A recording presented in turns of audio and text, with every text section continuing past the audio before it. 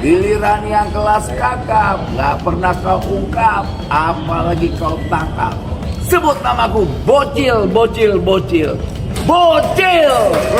Sindir KPK Nul bikin lagu berjudul OTT Bocil sempat dinyanyikan di Pengadilan Tipikor Jakarta. Ex-Wakil Menteri Ketenagakerjaan, Wamenaker, Immanuel Ebenezer alias Nul menyempatkan diri untuk bernyanyi di Pengadilan Tipikor Jakarta Pusat pada Senin, 9 Februari 2026. Momen ini berlangsung sekira pukul 13 WIB, ketika sidang lanjutan kasus dugaan pemerasan pengurusan K3 di Kementerian Ketenagakerjaan yang menjerat Nul tengah dijeda majelis hakim untuk makan siang. Nul berdiri di depan ruang sidang Kusuma Atmadja. Ia mengenakan kemeja batik warna coklat yang dibalut rompi oranye untuk tahanan KPK.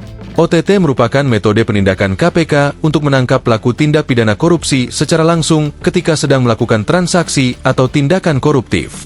Istilah bocil adalah bahasa gaul populer di Indonesia yang berasal dari singkatan bocah kecil. Tanpa disangka, Nul menyanyikan lagu Bento milik penyanyi Iwan Fals. Namun, Nul mengubah lirik lagu itu dengan versinya.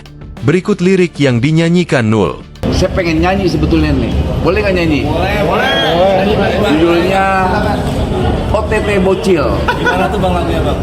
Operasi tipu-tipu, konten yang kau buat, oh jagonya.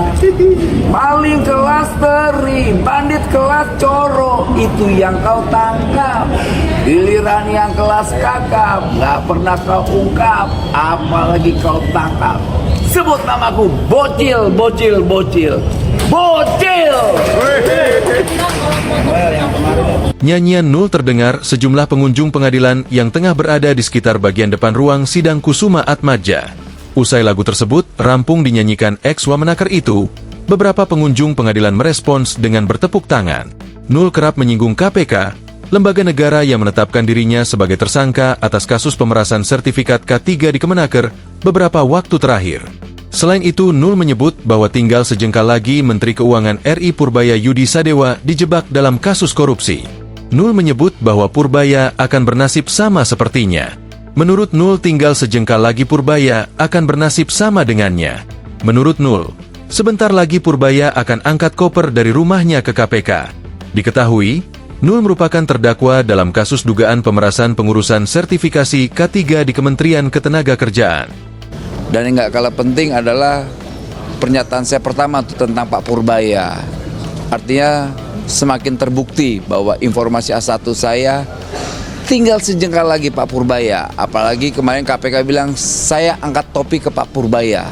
Lama-lama Pak Purbaya akan angkat koper dari rumahnya untuk ke KPK. Ucap Nul di Pengadilan Tipikor Jakarta Pusat, Senin, 9 Februari 2026, seperti dimuat tribunnews.com. Nul kemudian menyampaikan, Purbaya memiliki kebijakan yang bagus sebagai Menkeu. Namun, kebijakan-kebijakan Purbaya, menurutnya, akan membuat banyak elit terganggu.